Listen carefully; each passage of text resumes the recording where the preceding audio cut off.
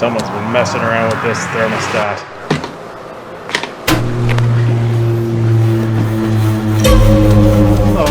Oh, no. I didn't know this is what you meant by 24-hour service! Ah!